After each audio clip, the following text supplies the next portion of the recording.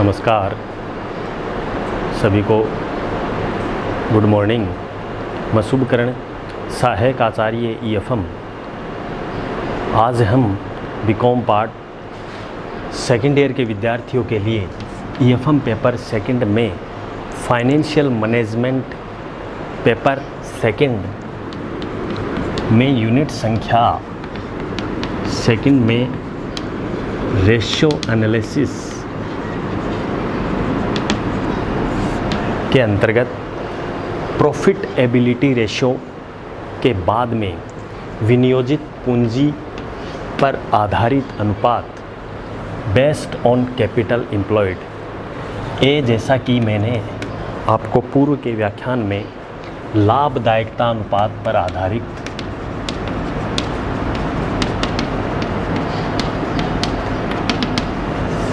आधारित प्रश्न का या लाभदायकता पर आधारित अनुपातों का हमने अध्ययन किया। लाभदायकता अनुपात में हमने विभिन्न अनुपातों का एक संक्षेप में अध्ययन भी किया था, जिसमें बिक्री पे आधारित अनुपात थे जो कि बहुत ही महत्वपूर्ण एवं उपयोगी अनुपातों की श्रेणी में आते हैं। तो लाभदायकता अनुपातों का हमने बहुत इम्पोर्टेंट क्वेश्चनों का भी अध्ययन किया है, उनका सॉल्यूशन भी किया है। आज हम इसी क्रम में प्रॉफिटेबिलिटी रेशियो के अंतर्गत विनियोजित पूंजी पर आधारित अनुपातों का अध्ययन करेंगे। जैसा कि नाम से ही विदित है, विनियोजित पूंजी कैपिटल एम्प्लॉयड बेस्ड ऑन पूंजी पर आधारित है। इन्वेस्टिंग कैपिटल भी बोल सकते हैं या कैपिटल एम्प्लॉयड भी बोल सकते हैं। विनियोजित पूंजी में मुख्यतः रिटर्न बेस पे ये होती हैं, जो कि एक प्रॉफिट को आधार लेकर के विभिन्न प्रकार के शेयरों पर ये विनियोजित पूंजी पर आधारित अनुपातों की गणना की जाती है, कैपिटल एम्प्लॉयड की गणना की जाती है, जिसमें आज हम विभिन्न अनुपातों के बारे में इसका अध्ययन करेंगे। विभिन्न अनुपात हैं जो कि विनियोजित पूंजी पर आधारित अनुपातों को 5 भागों में या और भी विभिन्न प्रकार के हैं। मुख्यतया 5 अनुपात हैं जो आपकी एग्ज़ाम की दृष्टि से एक अनुपात अधिकतर पूछ लिया जाता है। विनियोजित पूंजी के आधार पर यह आपके चैप्टर में बहुत ही इम्पोर्टेंट और लास्ट टॉपिक है, जो कि एक विनियोजित पूंजी के आधार पर अनुपातों की गणना कर सकते हैं। विनियोजित पूंजी के आधार पर मुख्यतया अनुपात का आज अध्ययन करें तो प्रथम है रिटर्न ऑन कैपिटल एम्प्लॉयड। वो कैसे ज्ञात करेंगे? रिटर्न on capital employed. Return on capital employed ज्ञात करने के लिए हमें net profit before interest and tax लेंगे, उसमें डिवाइड दे देंगे कैपिटल एम्प्लॉयड का, मल्टीपल 100 से कर देंगे। Net profit before interest and tax लेने पर कैपिटल एम्प्लॉयड का भाग देके 100 से मल्टीपल कर देंगे तो अपने पास रिटर्न ऑन कैपिटल एम्प्लॉयड आ जाएगा। इसी क्रम में आगे हम return on share holder interest की गणना करेंगे। रिटर्न ऑन शेयर होल्डर इंटरेस्ट की गणना किस प्रकार करें? तो इसमें भी net profit after tax divide by share holder fund into 100। रिटर्न ऑन शेयर होल्डर इंटरेस्ट में profit after net profit after tax लेंगे। इसमें हमने रिटर्न ऑन कैपिटल एम्प्लॉय में net profit before interest and tax लिया था। यहाँ पर रिटर्न ऑन शेयर होल्डर में नेट प्रॉफिट आफ्टर टैक्स में शेयर होल्डर फंड का भाग दे देंगे, जिसमें शेयर होल्डर फंड में equity share, preference share, dividends, earning जो भी है विभिन्न प्रकार के फंड इसमें सम्मिलित करेंगे। रिजर्व वगैरह हैं, उसको 100 से मल्टीपल करके ये ज्ञात कर लेंगे। तीसरा, इसी क्रम में रिटर्न ऑन इक्विटी किस प्रकार से ज्ञात करें?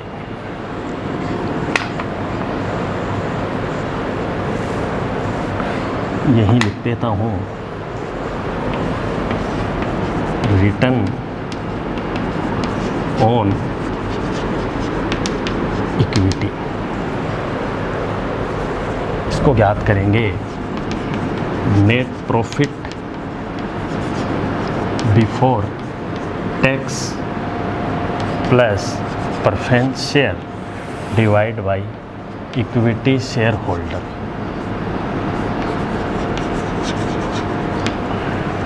Net profit before interest tax में इक्विटी शेयर होल्डर का भाग देके इसकी गणना की जाएगी।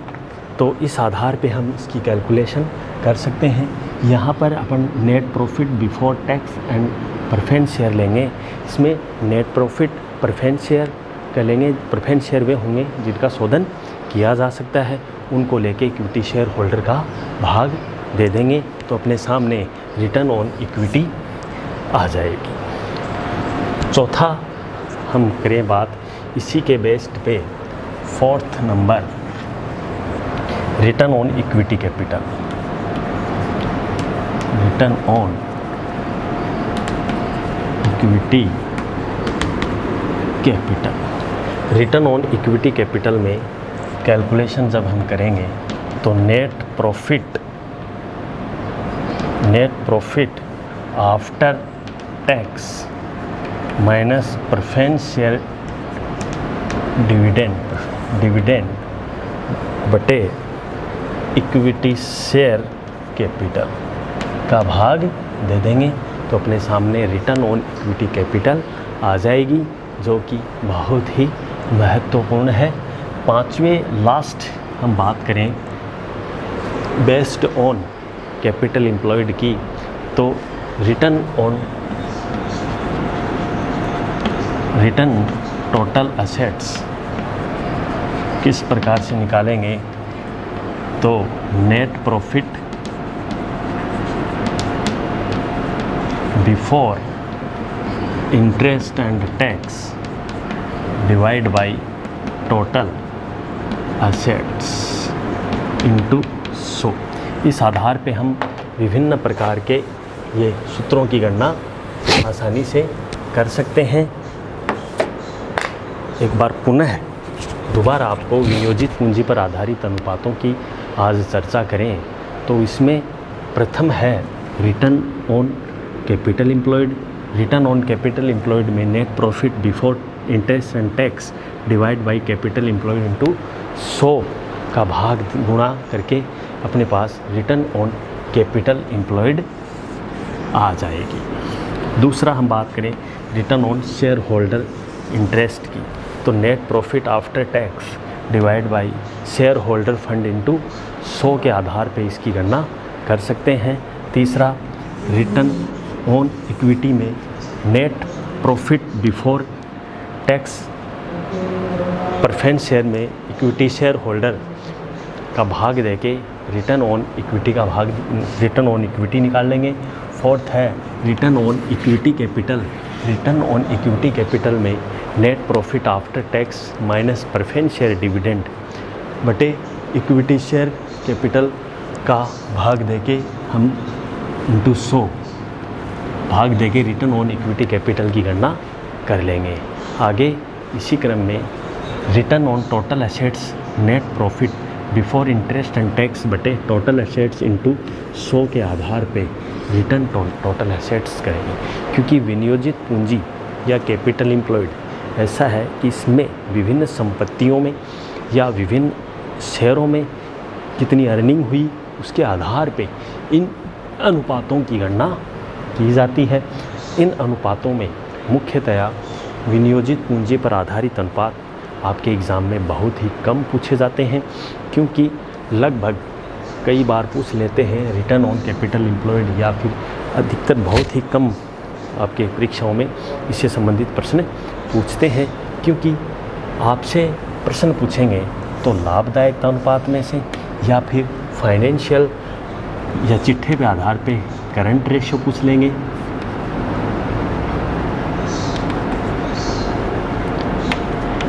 क्विक रेशियो पूछ लेंगे,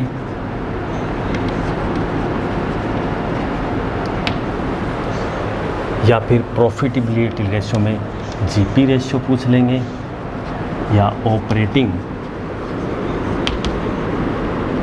कॉस्ट रेशियो पूछ लेंगे। और भी ज़्यादा हम बात करें तो इसमें और विभिन्न प्रकार के क्वेश्चंस आ जाते हैं, नेट प्रॉफिट या नेट प्रॉफिट रेशियो,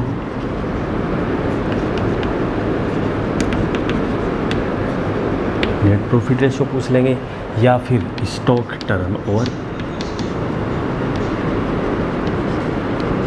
रेशियो भी पूछ सकते हैं। तो इस प्रकार अनुपात विश्लेषण के अंतर्गत आज हम बहुत ही उपयोगी, बहुत ही महत्वपूर्ण अनुपातों की आज चर्चा की, जो कि आपके एग्ज़ाम में अधिकतर इन अनुपातों की गणना करने से संबंधित प्रश्न पूछे जाते हैं, जो कि अनुपात विश्लेषण से संबंधित हैं। अनुपात विश्लेषण एक तरह से पूरा चैप्टर बहुत ही उपयोगी, महत्वपूर्ण है। आगे इसी क्रम में हम और भी विभिन्न अनुपातों का या फिर अगले चैप्टरों का अध्ययन करेंगे, क्योंकि यहाँ तक ही आपके बीकॉम पार्ट सेकेंड ईयर के सिलेबस में है, बहुत ही उपयोगी है, बहुत ही महत्वपूर्ण है। तो यह अनुपात विश्लेषण बहुत ही उपयोगी चैप्टर है और आपके परीक्षाओं में भी बहुत ही महत्वपूर्ण ये माना जाता है, बहुत ही इम्पोर्टेंट क्वेश्चन है, जो कि अधिकतर एग्ज़ाम में पूछ सकते हैं। तो अनुपात विश्लेषण में विनियोजित पूंजी पर आधारित अनुपात बहुत ही महत्वपूर्ण अनुपातों की श्रेणी में आते हैं। अधिकतर इसमें एक प्रश्न तो पूछ लिया ही जाता है और आपके प्रतियोगी परीक्षाओं में भी कई बार आपसे पूछ लेते हैं कि कौन सा अनुपात एक आदर्श अनुपातों की श्रेणी में आता है, कौन सा अनुपात है जो विभिन्न अनुपातों में सर्वश्रेष्ठ है। अनुपातों के आधार पे कंपनी या फर्म की स्थिति कैसी है, इसलिए हम एक अनुपातों के माध्यम से फर्म की, कंपनी की या फिर विभिन्न प्रकार के उपक्रमों की स्थिति जानने के लिए, उनको समझने के लिए हमें अनुपात एनालिसिस की गणना करनी पड़ती है कि कौन से अनुपात के माध्यम से फर्म की अच्छी स्थिति होगी, कैसे उनको क्रियान्वित किया जाएगा, किस प्रकार से उनको विन्यासित किया जाएगा।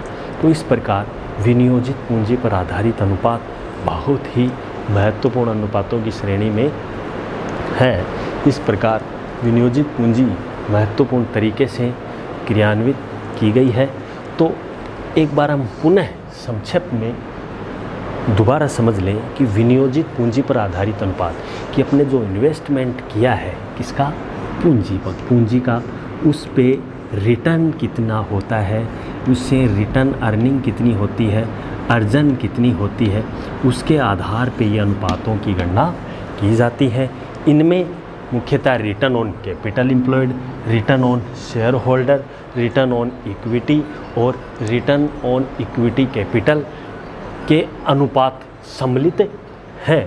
इसमें प्रथम है net profit before interest and tax बटा नेट कैपिटल एम्प्लॉयड इंटू 100, दूसरा return on share holder interest net profit after tax बटे शेयर होल्डर फंड इंटू 100, तीसरा return on equity net profit before tax preference share holder to 100 के आधार पे इनकी गणना की जाती है।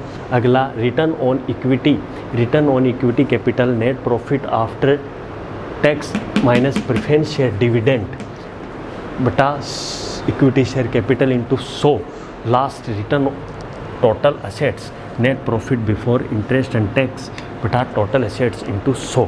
ये आपके एग्ज़ाम की दृष्टि से बहुत ही महत्वपूर्ण है। हमने इस माह में हमने पूरे चैप्टरों का अनुपात विश्लेषण से संबंधित सभी प्रश्न हमने हल किए। उससे संबंधित प्रश्न आपको होमवर्क के लिए दिए जो आपको करने हैं, जिससे आपके एग्ज़ाम में जो भी इससे संबंधित प्रश्न आए वो उनको आप आसानी से कर सकें।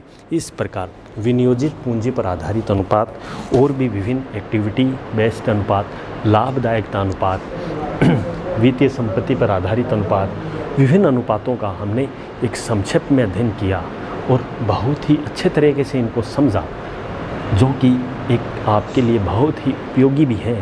तो अनुपात विश्लेषण या रेशियो एनालिसिस चैप्टर में आप सभी प्रश्न बहुत ही आसानी से कर सकेंगे। एक हम आपको इन बुक्स के अलावा भी इनसे संबंधित भी हम आपको बताएं कि प्रत्येक विद्यार्थी को प्रैक्टिकल से संबंधित सभी प्रश्न जो हैं आपको निरंतर प्रैक्टिस करनी चाहिए, जिससे आपके एग्ज़ाम में प्रश्न गलत न हो सके, आपके अंदर मनोबल कॉन्फिडेंस आ सके।